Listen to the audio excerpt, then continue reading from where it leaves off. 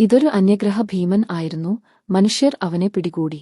സൈന്യം അവനെ ഇടുങ്ങിയ ഒരു മെറ്റൽ ബോക്സിൽ അടച്ചു, എന്നിട്ട് 100 മീറ്റർ താഴ്ചയിലുള്ള ഒരു ഭൂഗർഭ താവളത്തിലേക്ക് അയച്ചു. അന്യഗ്രഹ ജീവിയുടെ നൂതന സാങ്കേതികവിദ്യ കൈക്കലാക്കാൻ വേണ്ടി മനുഷ്യർ അവനെ കീറുമുറിക്കാൻ ശ്രമിച്ചു.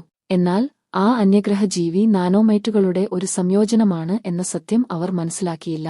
അവർ ഉപയോഗിച്ച ഡ്രിൽ 10,000 ഇരട്ടി വലുതാക്കി നോക്കിയപ്പോൾ ഡ്രിൽ തിന്നുതീർക്കുന്ന നിരവധി നാനോമൈറ്റുകളെ വ്യക്തമായി കാണാമായിരുന്നു. അവയ്ക്ക് വിഭജിച്ച് പെരുകാനുള്ള കഴിവുണ്ട്. അത് അവർ നിമിഷങ്ങൾക്കുള്ളിൽ ചെയ്തുകൊണ്ടിരുന്നു. കൂടാതെ ഡ്രിൽ അതിവേഗം അപ്രത്യക്ഷമായിക്കൊണ്ടിരുന്നു. ഇതുകണ്ട് ശാസ്ത്രജ്ഞൻ ഭയന്നുവിറച്ചു. തിരിഞ്ഞ് ഓടിപ്പോകാൻ ശ്രമിച്ചെങ്കിലും പുറത്തുനിന്ന ഓഫീസർമാർ അയാളെ തടഞ്ഞു. അയാളുടെ സ്യൂട്ടിൽ ഇതിനോടകം തന്നെ ആ ബഗ്ഗുകൾ വ്യാപിച്ചിരിക്കുന്നു എന്ന് അവർ തിരിച്ചറിഞ്ഞിരുന്നു. ഈ സമയം അയാളെ പുറത്തുവിട്ടാൽ ലോകം തകർന്നടിയും. സഹായത്തിനായി ശാസ്ത്രജ്ഞൻ അലറിക്കരഞ്ഞ് അപേക്ഷിച്ചു. പക്ഷേ 1 മിനിറ്റിനുള്ളിൽ ഡ്രിൽ വീണ്ടും പ്രവർത്തിപ്പിക്കാനാണ് ഓഫീസർമാർ അയാളോട് ആവശ്യപ്പെട്ടത്.